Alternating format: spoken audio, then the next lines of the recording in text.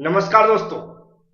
आज का सब्जेक्ट है रेफ्रिजरेशन एंड एयर कंडीशनिंग और इस सब्जेक्ट के अंदर हम लोग समझ रहे हैं रेफ्रिजरेटर पर आधारित ऐसे न्यूमेरिकल क्वेश्चन जो पिछले थ्योरी एग्जाम में पूछे जा चुके हैं या फिर पूछे जा सकते हैं। जो भी न्यूमेरिकल मैं समझाता हूं उसको आप अच्छे से समझना चाहते हैं तो वीडियो पूरा जरूर देखा करें। यदि आप ऐसे ही किसी भी सब्जेक्ट की पीडीएफ नोट्स चाहते हैं या फिर उससे स्टडी करना चाहते हैं तो आपको हमारी एबी क्लासेस एप्लीकेशन को डाउनलोड करना पड़ेगा।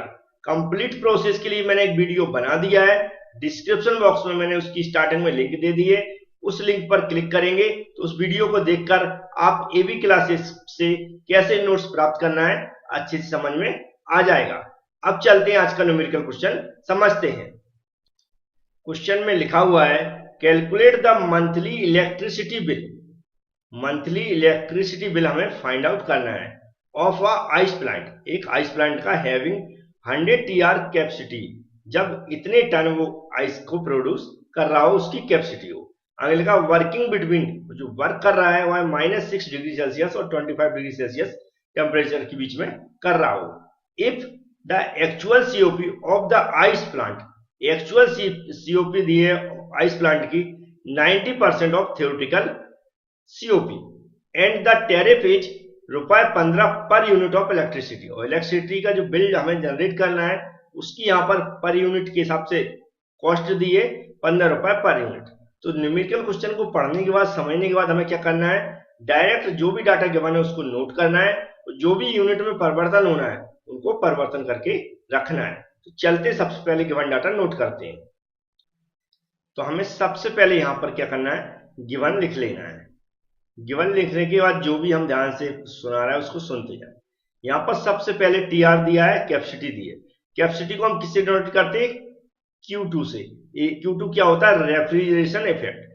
कभी भी रेफ्रिजरेशन इफेक्ट लिखा हो या फिर कैपेसिटी लिखी हो या फिर पर टन रेफ्रिजरेटर लिखा हो, पर टन आइस प्रोड्यूस या जो भी लिखा हो, पर टन वहां दिया हो तो उसको हम क्या समझते हैं, Q2 की वैल्यू है।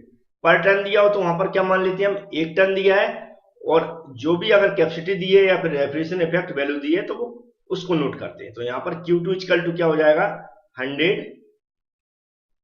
टीआर, टीआर मतलब टन। ये जो भी जब भी टन में वैल्यू दी है उसको हम क्या करते हैं, किलो जूल पर मिनट में चेंज करके रखते हैं। यहाँ पर कितनी दी है, 100, तो 100 को लिख लेंगे और हम क्या करेंगे, इसमें मल्टीप्लाई करेंगे कितने का, 210 का, तो ये चेंज किसमें हो जाएगा, किलो जूल पर मिनट। अब इसका हम जब मल्टीप्लाई करेंगे तो मेरे अकॉर्डिंग जो इसकी चेंज होके वैल्यू आ रही है आ रही 21000 किलो जूल पर मिनट। तो हमने क्या समझा कि जब भी टन में कैपेसिटी दी हो या रेफ्रिजरेशन इफेक्ट दिया हो या पर टन दिया हो, पर टन का मतलब 1 टन होता है, अगर पर टन यहाँ पर लिखी जाती कैपेसिटी, यहाँ पर सिर्फ 1 मान लेते हो, 1 में डायरेक्ट हम 210 का मल्टीप्लाई कर देते हैं। यहाँ पर कैपेसिटी की वैल्यू दी है 100, इसलिए मैंने क्या किया, जो टन दिया है उस टन को किलो जूल पर मिनट में चेंज करना पड़ता है तो उसके लिए हम 210 से मल्टीप्लाई करते हैं।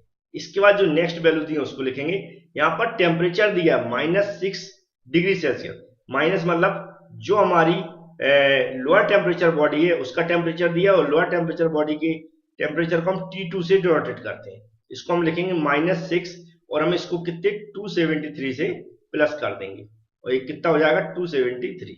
लिख देता हूं मैं सही से, यहाँ पर हमने लिख दिया 273। इक्वल में जो वैल्यू आएगी इसको सॉल्व करके 267 आएगी,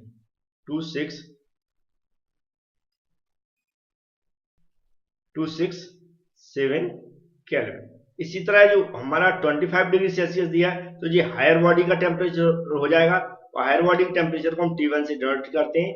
जो डिग्री सेल्सियस में वैल्यू दी उसको रखेंगे प्लस 273 कर देंगे तो जो मेरे अकॉर्डिंग आएगा 298 केल्विन। तो याद रखें जब भी डिग्री सेल्सियस में कोई वैल्यू दी है तो हम उसको किस में चेंज करके लिखते हैं, केल्विन में। तो हमने केल्विन में चेंज करने के लिए 273 का प्लस कर देते हैं। यहाँ पर माइनस वैल्यू थी इसलिए ये 273 प्लस हो गई तो एक दूसरे से घट जाएंगे, घटने के बाद 267 आएगा। यहाँ पर पॉजिटिव वैल्यू दी है तो एक दूसरे से जुड़ जाएंगे तो 298 आ जाएगा। अब आगे की जो वैल्यू दी है देखेंगे 90% दी है, सीओपी एक्चुअल सीओपी ऑफ दिए। एक्चुअल सीओपी को हम कैसे सीओपी लिखेंगे, सबसे पहले यहां पर, और ऐसे ब्रैकेट के बाहर क्या लिख देंगे, एक्चुअल, और इक्वल में क्या दिया हुआ है, 90%। कौन सी, थ्योरेटिकल सीओपी, तो हम यहां पर सीओपी लिखेंगे और यहां पर क्या लिख देंगे, थ्योरेटिकल, मतलब टीएच भी लिख सकते हैं, तो टीएच लिख दिया मैंने, ये वैल्यू गिवन है। और हमारी टैरिफ का यूनिट दी है, कितनी टैरिफ दी है, तो हम अच्छे से टैरिफ लिखेंगे यहां पर, टैरिफ इक्वल टू दिया 15 रुपए पर यूनिट। हमें निकालना क्या है, मंथली इलेक्ट्रिसिटी बिल, तो यहां पर हम वो भी लिख देंगे, मंथली इलेक्ट्रिसिटी बिल। अब हमें ध्यान से समझना है जो जो मैं यहां पर निकाल रहा हूं। हमें क्या निकालना पड़ेगा, मंथली इलेक्ट्रिसिटी बिल निकालना है, बिल मतलब अमाउंट निकालना है। तो उसके लिए हमें ये निकालना पड़ेगा कि एक मंथ में कितनी बिजली हमारी खर्च हो रही है। और जो हम इसकी जो यूनिट निकालते हैं, आप जानते होंगे 1 यूनिट क्या होता है, 1 यूनिट इक्वल टू क्या होता है, पहले तो ये समझ लें, ये होता है 1 किलोवाट आवर्स। ये यूनिट आपने सुना होगा कभी या फिर पढ़ा होगा। 1 यूनिट, जैसे हम इलेक्ट्रिसिटी हमारे घर में जो जलती है, हम यूनिट में मेजर देखते हैं कि कितनी यूनिट जली, तो 1 यूनिट इक्वल टू होता है 1 किलोवाट आवर्स। तो हमें टोटल जो इलेक्ट्रिसिटी एक मंथ की निकालना पड़ेगी कि कितने किलोवाट आवर्स है। तो किलोवाट आवर्स में हम पूरी कंप्लीट निकालेंगे, कैसे निकालना है ये ध्यान से समझते हैं। सबसे पहले तो हमें सीओपी फाइंड आउट करना पड़ता है, तो एक्चुअल सीओपी कितनी है तो वो निकालना पड़ेगा। उसके लिए यहाँ पर दिया 90% सीओपी ऑफ थ्योरेटिकल। अगर हमें थ्योरेटिकल सीओपी पता चल जाए तो हम एक्चुअल सीओपी निकाल सकते हैं। तो सबसे पहले हम क्या निकाल रहे हैं, थ्योरेटिकल सीओपी। उसके लिए हम सॉल्यूशन में क्या करेंगे, ऐसा लिखेंगे, we know that. We know that के बाद हम क्या लिखेंगे, सीओपी, किसकी, रेफ्रिजरेटर की, याद रखें, लेकिन कौन सी, थ्योरेटिकल। इक्वल क्या होता है, रेफ्रिजरेटर की COP T2 upon T1 minus T2। ये T2 क्या है, रेफ्रिजरेशन इफेक्ट, जिस बॉडी पे हम इफेक्ट डाल रहे हैं उसका टेम्परेचर है, मतलब लोअर बॉडी टेम्परेचर, और नीचे T1 माइनस T2 हो गया। अब हमें बस सिर्फ वैल्यू पुट करना है, इसमें वैल्यू पुट करने के लिए T2 की वैल्यू दी है यहाँ पर 267, यहाँ पर रखेंगे 267 वटे, वटे में क्या दिया है, T1, T1 298 माइनस 267 जो ऊपर ऑलरेडी T2 की वैल्यू रख चुके हैं। इसको जब हम कैलकुलेट कर रहे हैं, ऊपर की वैल्यू नीचे की वैल्यू अलग अलग कैलकुलेट करना पड़ेगी, क्यों 267 यहाँ रख दें बटे में, इसमें से इसको जब घटाएंगे तो मेरे अकॉर्डिंग आ रहा है 31, और इसको जब हम कैलकुलेट करेंगे ऊपर वाली वैल्यू में नीचे वाली वैल्यू का डिवाइड कर देंगे, तो मेरे अकॉर्डिंग आ रहा है 8.612। और यहाँ पर हम क्या लिख देंगे, सीओपी, कौन सी आई, थ्योरेटिकल आई। यहाँ पर लिखेंगे देयरफॉर, देयरफॉर मतलब इसलिए। क्या लिखना हमें, जो क्वेश्चन में गिवन है, क्या क्या गिवन है, सीओपी, कौन सी, एक्चुअल। ये इसको मैं थोड़ा साफ सुथरा और लिख देता हूँ, तो अच्छे से साफ सुथरा लिखें ऐसा, सीओपी, कौन सी, सीओपी, एक्चुअल। अब जैसा दिया हम वैसे लिख लेना है, यहाँ पर क्या कैसा दिया, 90%, और सी इंटू कैसा दिया, सीओपी, कौन सी, थ्योरेटिकल, टीएच।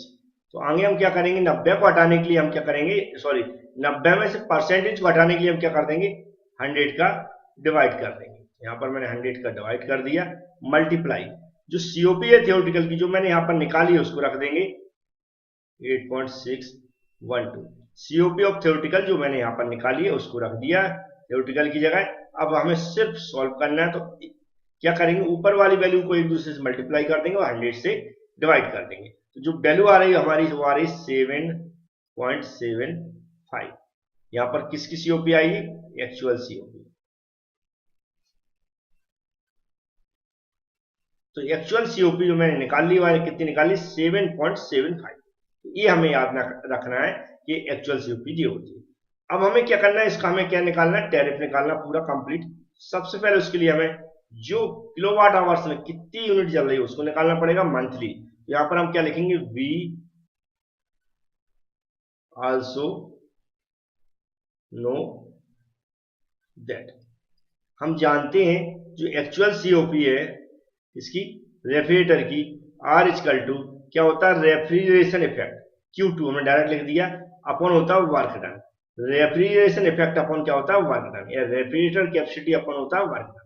अब सीओपी जो हमने अभी एक्चुअल निकाली हुआ है कितनी है, 7.75 इक्वल Q2 की वैल्यू हमारे क्वेश्चन में गिवाने कितनी दी है, 21,000, तो ऊपर रख देंगे 21,000 वटे वर्क डन हमें निकालना है। वर्क डन इक्वल टू हो जाएगा 21,000 वटे 7.75।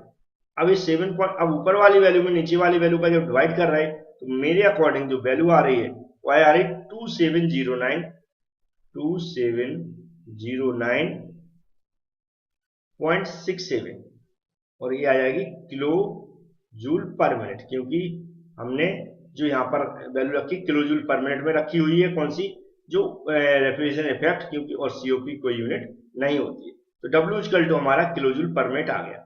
अब यहाँ पर जो वर्क डन आया, लेकिन हमें क्या निकालना है, किलो वाट में निकालना, मतलब पावर में निकालना है।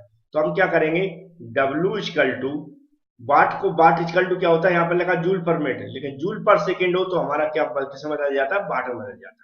तो जो हमारी वैल्यू है 2709.67, इसमें हम क्या करेंगे, 60 का डिवाइड कर देंगे, 60 का डिवाइड करेंगे तो हमारी जो वैल्यू बन जाएगी किलो जूल पर सेकेंड बन जाएगा। अब इसमें हमें सिर्फ क्या करना है, डिवाइड करना है। तो W इक्वल टू इसका डिवाइड करेंगे तो मेरे अकॉर्डिंग जो वैल्यू आ रही वो आ रही 45.16 किलोवाट। इसको हम ऐसे किलोवाट आ गई है, और इसको हम पावर भी लिख सकते हैं, पावर इक्वल टू कितने आ गया, 45.16 किलो वाट। तो इस तरह हमने क्या निकाल ली, पावर निकाल ली किलोवाट, लेकिन हमें चाहिए किलोवाट आवर्स। तो आगे मैं कैसे चेंज कर रहा हूं इसको ध्यान से आप समझें।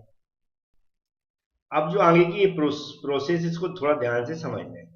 इसको मैंने यहां बंद कर दिया इतनी कैलकुलेट करके। तो हमें यहां पर क्या लिखना, first power consume in 1 hours, क्या लिखेंगे,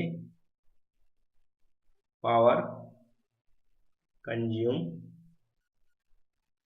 इन 1 आवर। 1 आवर में कितनी पावर कंज्यूम होगी, तो जो भी यहां पर पावर निकाली उसको हम लिखेंगे 45.16 इंटू 1। तो ये किस में चेंज हो जाएगा, ये आवर्स भी आ गया, किलोवाट ऑलरेडी था, किलोवाट्स आवर्स, और इसको मल्टीप्लाई करेंगे तो इतनी वैल्यू आ जाएगी 45.16 किलो वाट आवर। तो 1 आवर्स में हमारी इतनी आई। अब हम जानते हैं एक दिन में कितने आवर्स होते हैं, 24। तो हम क्या निकालेंगे, power consume in a day. In a day का मतलब होता है 24 आवर्स। तो हम क्या करेंगे, एक आवर्स की पूरी वैल्यू लिख देंगे, 45.16 इंटू 24 का मल्टीप्लाई कर देंगे किलो वाट आवर्स। ये जो वैल्यू आएगी हमारी 24, इसका मल्टीप्लाई करने के बाद ये आएगी 1083.84 किलो वाट आवर। क्या हो गई, किलो वाट आवर। अब इसके बाद ये होगा कितनी, 24 आवर्स, मतलब एक दिन में। और हमें कितने की कैलकुलेट करना है, मंथली, मतलब 30 दिन का। तो हम क्या करेंगे, पावर कंज्यूम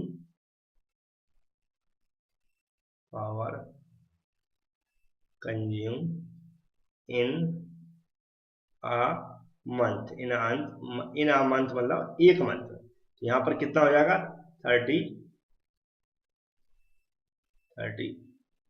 डेज। 30 डेज मतलब जो भी वैल्यू दी है उसमें 30 का मल्टीप्लाई कर देंगे, कितनी दी है, 1083.84 मल्टीप्लाई बाय 30। तो इसकी जो कैलकुलेशन के बाद 30 का मल्टीप्लाई करने के बाद आ रहा है हमारी वैल्यू 32515 किलो वाट आवर्स। अब हम जी क्या, किलो वाट आवर्स में वैल्यू आई, हम जानते हैं 1 यूनिट इक्वल टू कितना होता है, 1 किलो वाट आवर्स। तो टोटल यूनिट यहां पर हो जाएगा कितना, टोटल यूनिट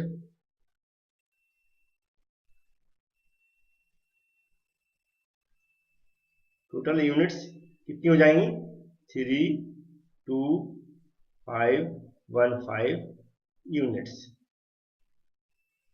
क्योंकि हम जानते हैं 1 किलोवाट आवर इक्वल टू होता है 1 यूनिट। तो इस तरह हम इसकी क्या निकाल सकते हैं, अब यहां पर मैं निकाल के दिखा रहा हूं आपको, उसकी जस्ट नीचे ही कैलकुलेट करना मंथली इलेक्ट्रिसिटी बिल। मंथली यहां पर लिखेंगे ऐसे 9 1 मंथ इलेक्ट्रिसिटी बिल कितना हो जाएगा, जितना भी यहां पर हमने वैल्यू निकाली कितनी यूनिट निकली 32515 यूनिट। 15 रुपए पर यूनिट हमने कॉस्ट दी गई है क्वेश्चन के अंदर, यहां पर आप देख सकते हैं 15 रुपए पर यूनिट। एक यूनिट की कितनी है 15 रुपए, तो टोटल यूनिट की कितनी हो जाएगी 15 का मल्टीप्लाई कर देंगे। तो जो मेरी कैलकुलेशन के अकॉर्डिंग आ रहा 487728 रुपए। उम्मीद है क्वेश्चन भी आपको समझ में आया होगा। मैंने कोशिश की समझाने की कि जो भी वैल्यू है इसको वीडियो को एक दो बार रिपीट करके देखेंगे तो अच्छी समझ में आ जाएगा। Thank you friends.